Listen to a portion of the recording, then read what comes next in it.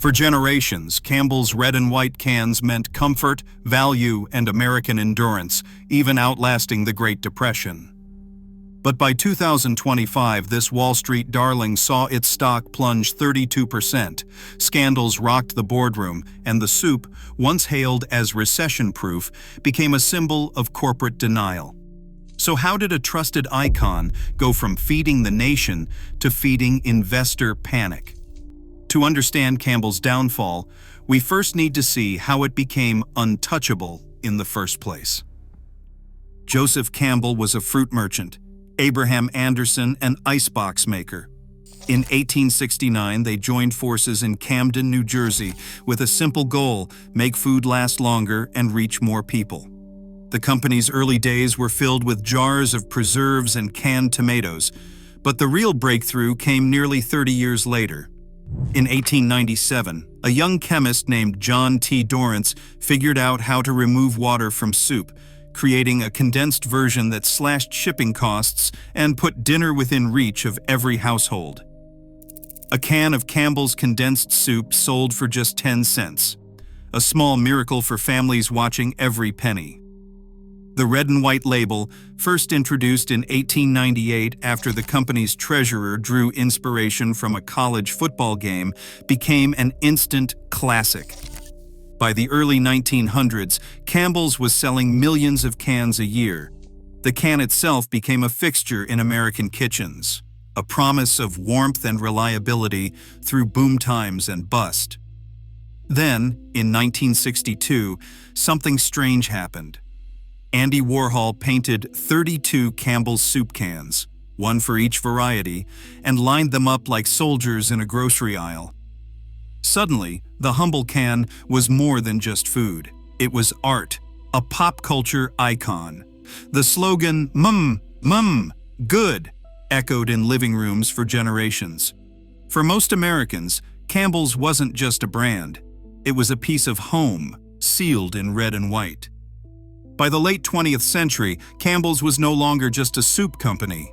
The shelves told a different story. Rows of Goldfish crackers, Pepperidge Farm cookies, V8 juices, Prego sauces and paste salsa, each stamped with the Campbell's seal of approval. This wasn't nostalgia. It was scale. Acquisitions fueled the company's growth, from the purchase of V8 in 1948 and Pepperidge Farm in 1961, to the $6.1 billion leap for Snyder's-Lance in 2018.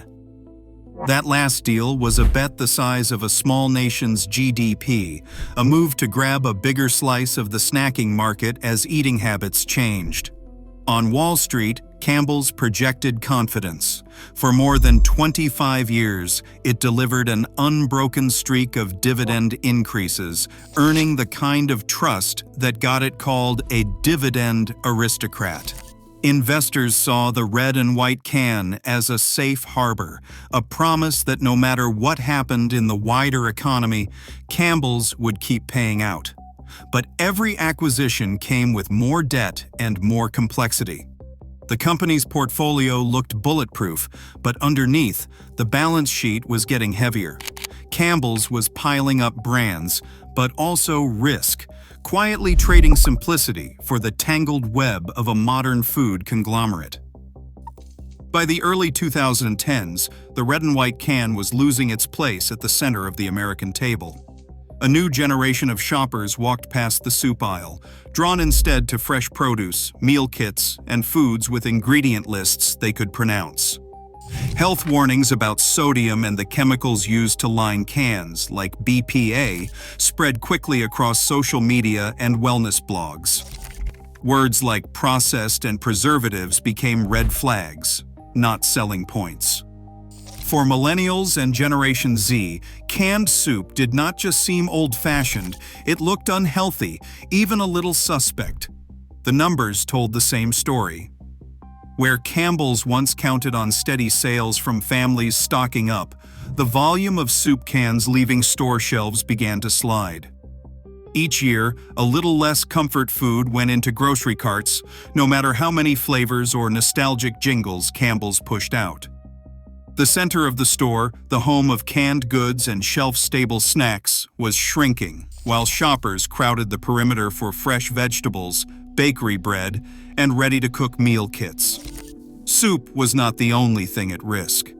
The whole idea of a pantry packed with processed foods was fading fast. Even the classic chicken noodle, once a snow day staple, started to feel like a relic. The cultural weight that once made Campbell's feel untouchable could not stop the slow leak in demand. Generation after generation had trusted the can, but now trust was shifting to labels that promised organic, non-GMO, or simply fresh.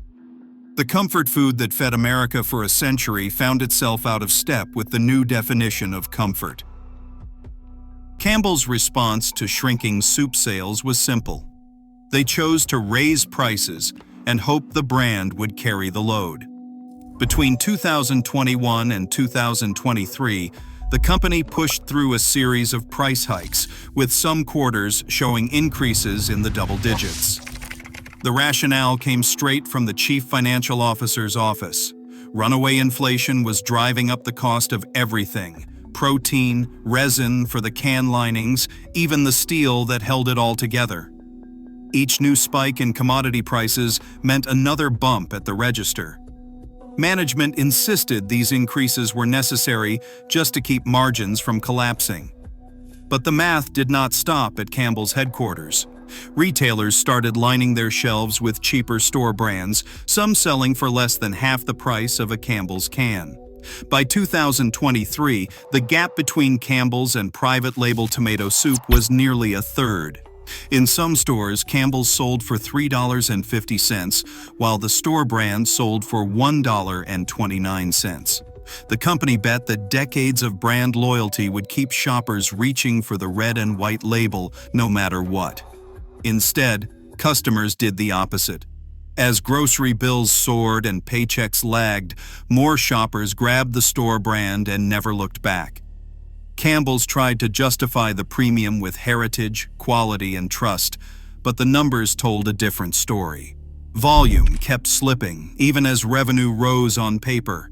The comfort food that once promised value now looked expensive and out of touch, while the competition, quietly and relentlessly, ate away at Campbell's shelf space and its reputation for affordability.